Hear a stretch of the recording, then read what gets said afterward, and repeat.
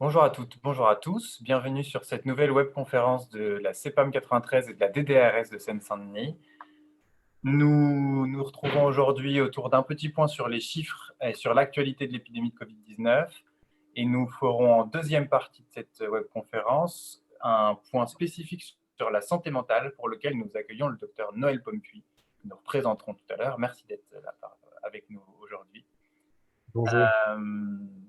Et pour nous faire un petit point sur la santé mentale, notamment en ces temps d'épidémie, un sujet dont on parle beaucoup.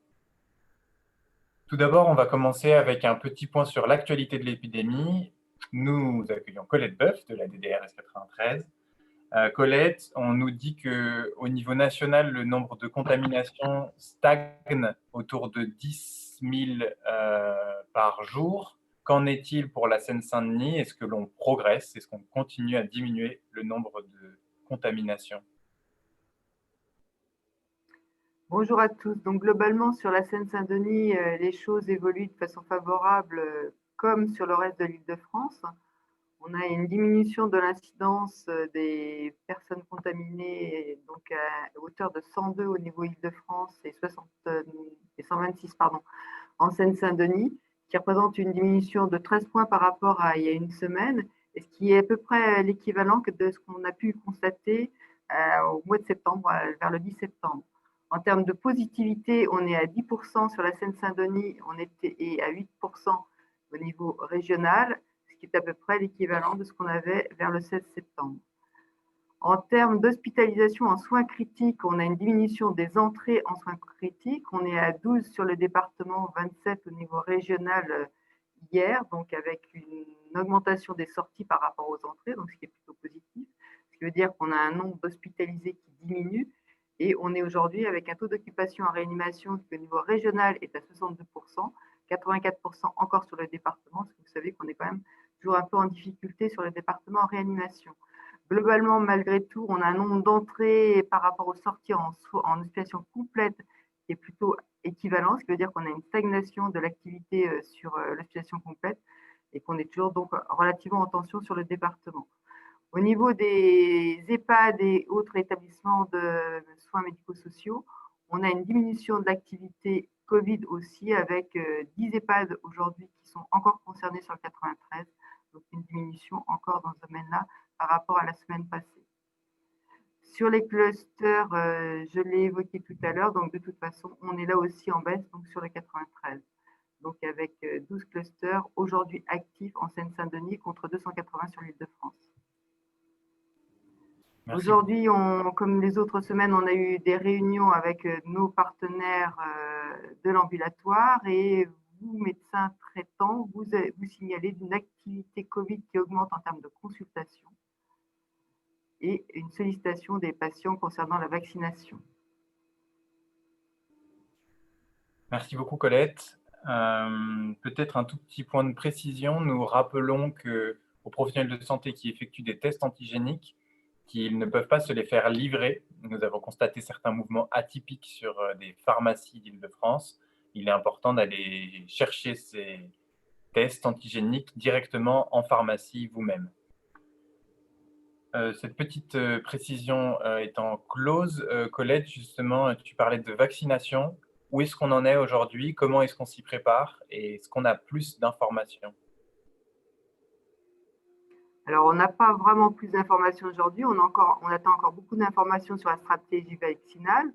Vous savez, comme tout le monde, qu'il y aura d'abord une prise en charge au niveau des personnes âgées, donc essentiellement d'abord sur toutes les structures de collectifs, donc qui sont les EHPAD et autres structures qui accueillent les personnes âgées. Donc, on va commencer la vaccination auprès de ces personnes-là, ce qui veut dire que de toute façon, dans un second temps, on va élargir auprès des autres publics prioritaires avant d'aller sur l'ensemble de la population. C'est toujours une vaccination qui va être une démarche volontaire et non pas imposée. Donc, c'est vraiment du volontariat pour ceux qui vont être pris en charge.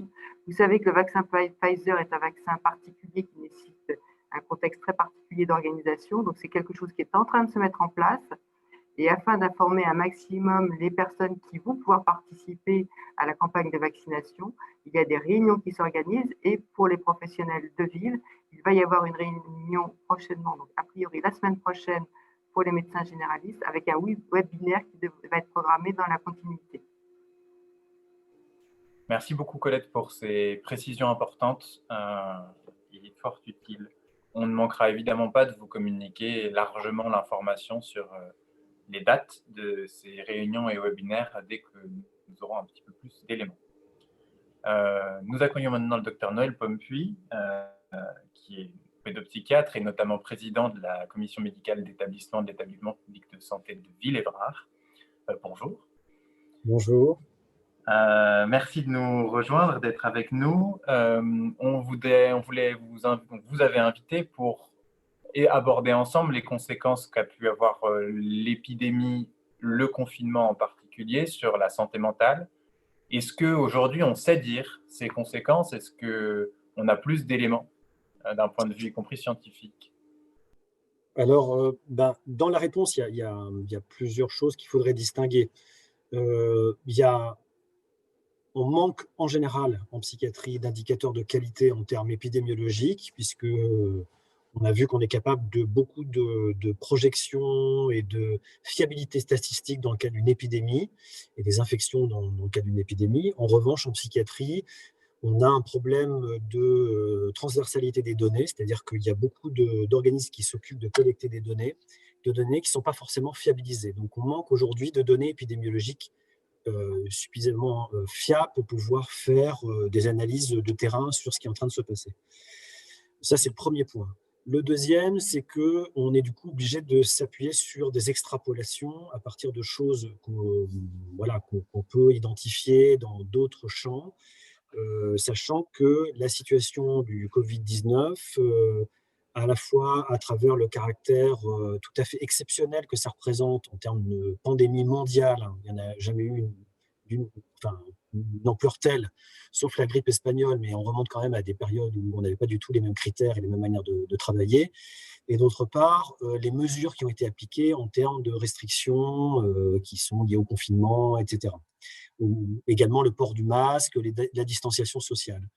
Donc aujourd'hui, il n'y a rien dans la littérature qui permet d'établir quels pourraient être les effets d'une telle pandémie sur les personnes, à la fois les effets directs, mais aussi les effets indirects, à savoir ce que je disais tout à l'heure, le contexte d'anxiété sociale, de restrictions de liberté, etc.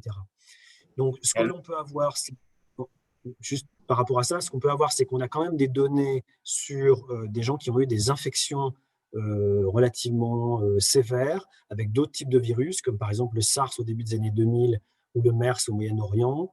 Et puis, on commence à avoir quelques résultats sur des cohortes de patients qui ont été atteints de la Covid et qui permettent de voir qu'ils ont un risque élevé de troubles neuropsychiatriques, notamment anxiété. Et puis, par contre, sur des gens qui ont été touchés indirectement, là, nous n'avons aucune donnée. Merci. Et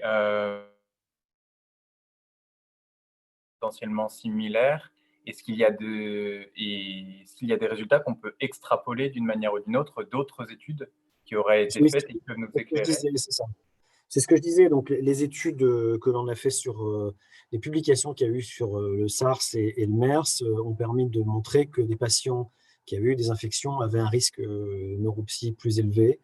On a aussi des données sur les patients qui ont eu la Covid-19 depuis le mois de mars. Donc là, on a des éléments, voilà.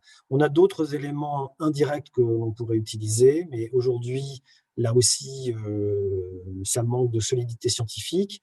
Ce sont des enquêtes en milieu social. C'est-à-dire que, par exemple, il y a une étude en Chine auprès de 2200 étudiants pour savoir comment ils ont vécu les mesures de confinement et évaluer le risque dépressif et anxieux.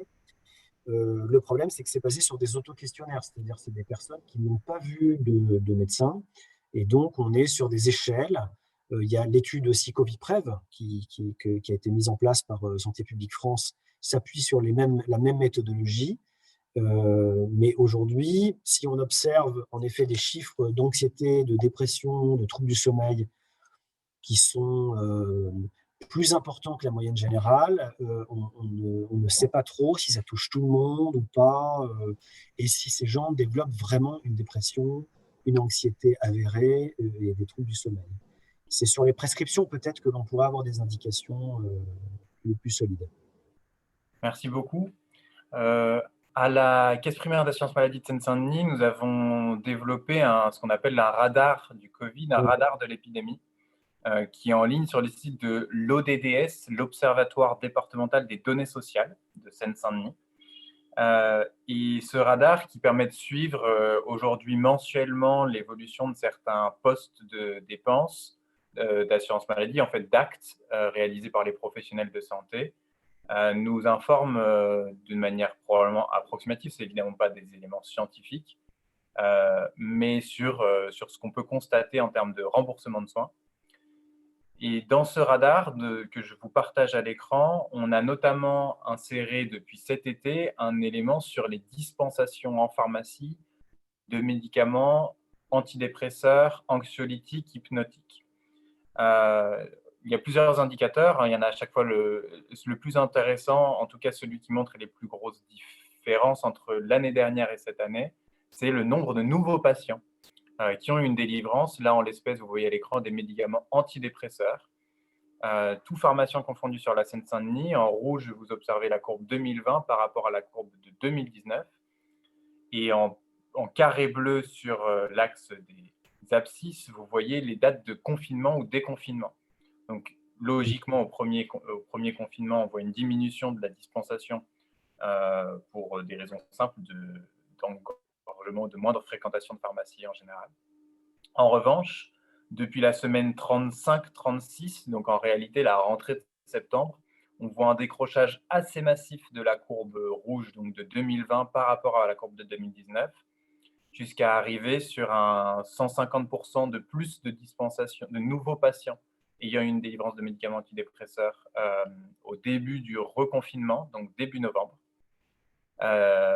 C'est la courbe la plus marquée. On observe une courbe assez similaire sur les médicaments anxiolytiques, où on a le même décrochage autour de la rentrée et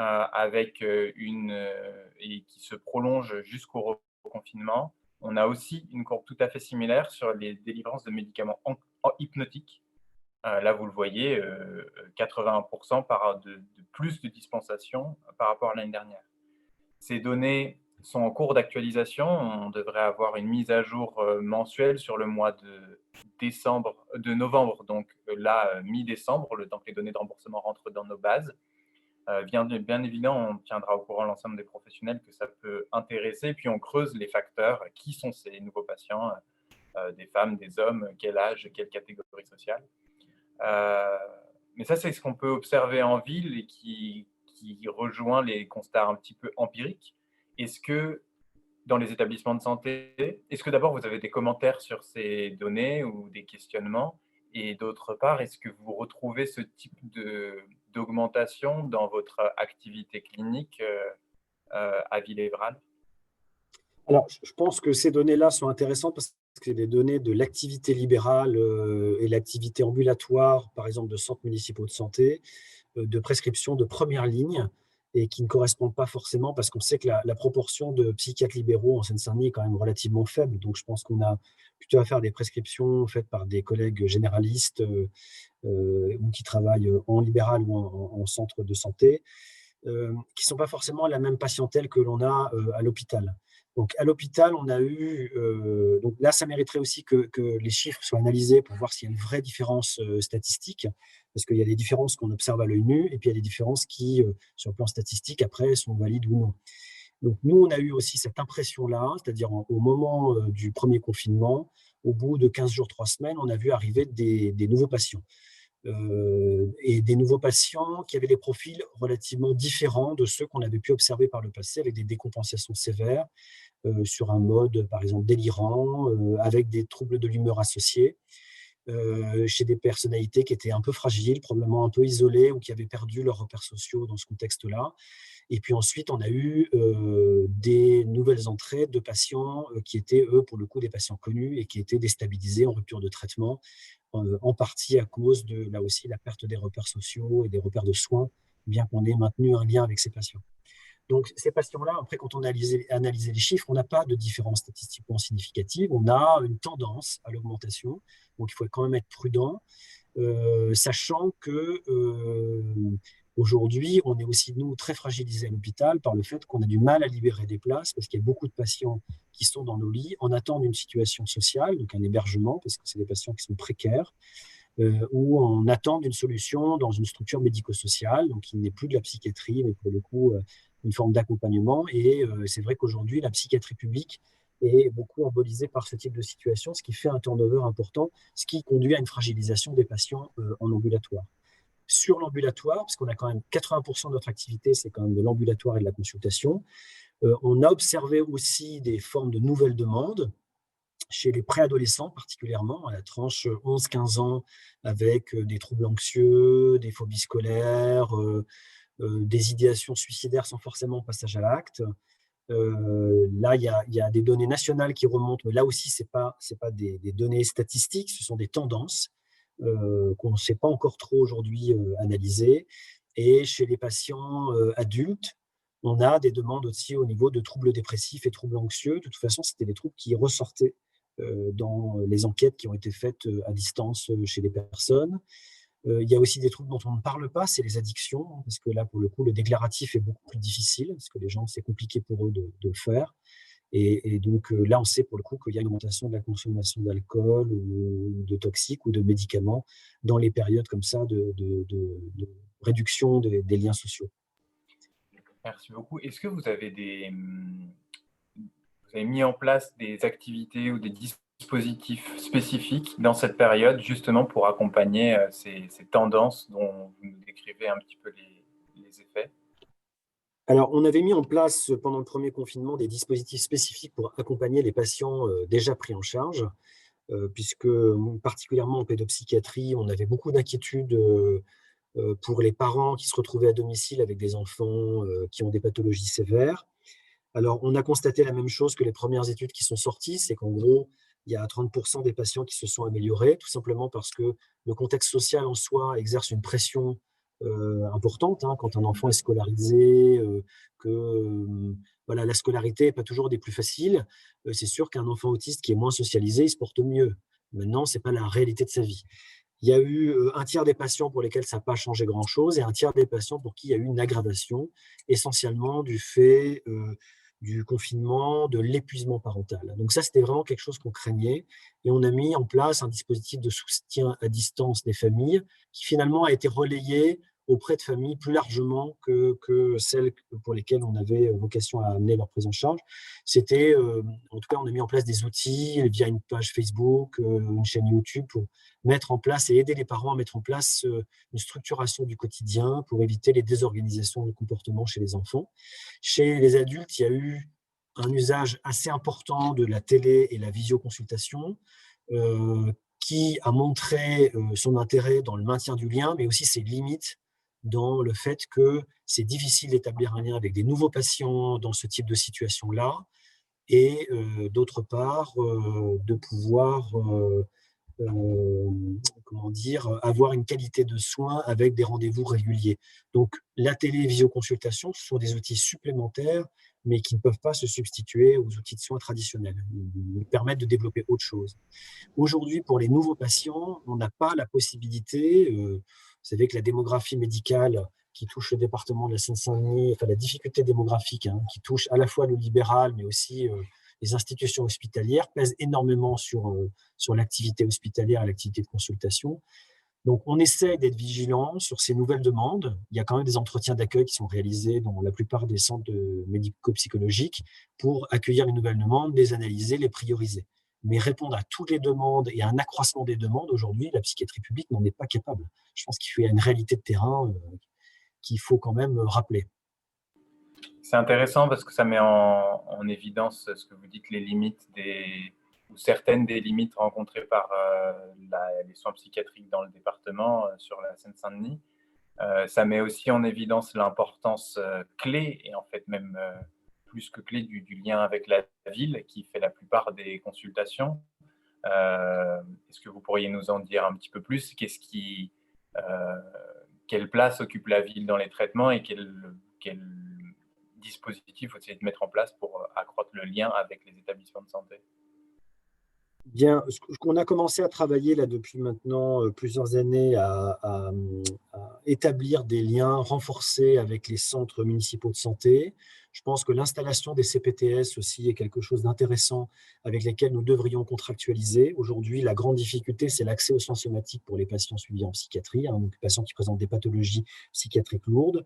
Et puis, dans l'autre sens, je pense que la fluidification des rapports et des échanges entre les professionnels de première ligne et la psychiatrie serait tout à fait intéressant, justement, pour permettre une forme de réactivité et un soutien de la psychiatrie. On est en train de développer la téléexpertise et la téléconsultation qui pourraient être aussi à disposition des CPTS. Voilà. Donc là, on a tout un champ qu'on doit encore explorer. Je pense qu'il est extrêmement intéressant. L'autre champ dans lequel on est très investi, c'est la mise en place du projet territorial de santé mentale auquel nous avons collaboré. Donc, pour l'instant, j'ai encore la présidence du collège médical de la communauté psychiatrique de territoire qui regroupe tous les établissements qui ont une activité publique de psychiatrie, donc notamment l'hôpital de Saint-Denis de La Fontaine, Robert Ballanger et Avicenne, puisqu'il y a des services de psychiatrie là-bas. Et on a été copilote avec le conseil départemental et avec le conseil territorial de santé du projet territorial de santé mentale. Et donc, il y a des actions, des fiches actions qui sont prévues justement pour renforcer les liens ville-hôpital. Et aujourd'hui, on a besoin, je pense que ces outils numériques peuvent nous donner une facilitation d'accès et de renforcement des liens avec nos collègues sur, pourquoi pas, des plateformes voilà, d'échange sur les difficultés qu'ils rencontrent et être plus réactifs à leurs besoins. Pareil pour les officines, je pense qu'on a un champ là aussi à développer. On a beaucoup de patients qui ont des difficultés à maintenir ou à garder une ouverture des droits simplement parce que leur pathologie atteint aussi leur autonomie dans les actes de la vie quotidienne et notamment sur tous les documents administratifs. Donc, ils perdent régulièrement leur carte vitale. Et je pense que travailler en étroit lien avec les pharmacies d'officine permettrait d'améliorer le suivi de ces patients et d'éviter les ruptures de traitement, les réhospitalisations qui ont un coût très élevé pour la collectivité. Merci beaucoup. Les personnes qui regardent ces webconférences sont principalement des professionnels de santé de ville, des libéraux ou salariés. Qu'est-ce qui... Peut-être certains se posent la question de savoir concrètement comment mieux accompagner leurs patients et mieux les orienter sur ces enjeux de santé mentale. Est-ce qu'il y a des choses ou des ressources vers lesquelles se tourner ou des actions concrètes à mener ou des partenaires prioritaires pour développer ce type d'action? Alors, je crois d'abord que les professionnels de santé en libéral devraient penser qu'ils ne sont pas seuls dans la partie. D'une part, parce que, en effet, la psychiatrie doit jouer son rôle. Et là, comme je disais tout à l'heure, on est sur la nécessité d'améliorer nos liens. Et là-dessus, on a vraiment, nous, un rôle très important à jouer. Voilà. Mais il y a d'autre part aussi le rôle que l'ensemble de la communauté pourrait jouer. Moi, je suis très attentif à la mise en place des conseils locaux de santé mentale. Vous savez qu'en Seine-Saint-Denis, on en a un certain nombre, mais pas pour toutes les communes. Les conseils locaux de santé mentale, c'est la possibilité d'unir les acteurs qui interviennent sur le champ de la santé mentale sur un même territoire autour d'actions qui sont portées à la fois par l'ARS, mais également par les communes. Et qui permettent l'amélioration du repérage des personnes qui présentent des troubles mentaux et aussi l'amélioration de leur insertion.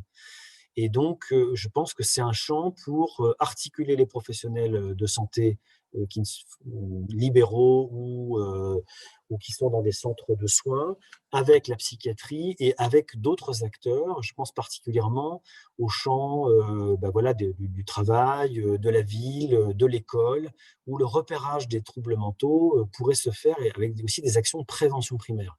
Je pense que là, c'est des champs qu'on n'a pas assez investigués. Et en effet, les professionnels libéraux devraient se dire que ces troubles-là devraient être repérés beaucoup plus précocement, que quand eux, ils les confirment, eh bien, il faut qu'ils n'hésitent pas à échanger avec les collègues des centres médico-psychologiques. C'est pas en effet parce que nous avons des difficultés aujourd'hui à avoir je dirais une fluidification de la file active qu'il faut renoncer à nous contacter ou nous signaler des situations difficiles ou des ruptures de traitement. Je pense c'est en échangeant qu'on sera beaucoup plus attentif aux problèmes concrets qui se présentent. Et puis aussi, quand nous, on leur envoie pour des relais, c'est qu'on pense que c'est tout à fait possible qu'en médecine générale, il y ait des relais qui soient faits et qui ne dépendent pas de la médecine spécialisée. Ou lien ville-hôpital, ça fait un beau programme, ambitieux. De notre côté, on continuera à vous en parler dans les prochaines webconférences et notamment une prochaine qui sera consacrée début janvier aux 2 premiers projets de CPTS de Seine-Saint-Denis, qu'on pourra vous présenter peut-être plus en détail. En attendant, merci beaucoup, Dr Pompuy, pour ces explications précises, claires et assez concrètes à la fois sur les enjeux de la santé mentale, notamment sur notre département. Merci Colette et merci. Juste si je peux me permettre, pour un petit rappel, le site internet de l'hôpital est en refondation, mais quand un collègue cherche les coordonnées d'un centre de consultation, eh bien, il y a un système en accédant à la commune de résidence du patient, qui soit un patient adulte ou enfant, on a les coordonnées du centre de consultation dont ils dépendent, puisque vous savez qu'on est sectorisé, c'est-à-dire par territoire, avec une responsabilité populationnelle, ce qui fait qu'on ne peut pas envoyer les patients n'importe où. Donc, généralement, c'est au plus près de leur lieu d'habitation, et donc c'est tout à fait accessible sur le site de l'EPS Villévra. Voilà. Merci beaucoup pour cette précision. On vous remettra le lien vers le site de l'EPS dans la description de cette vidéo. Merci encore pour votre participation. Très bonne journée à toutes et à tous et à très bientôt. Au revoir.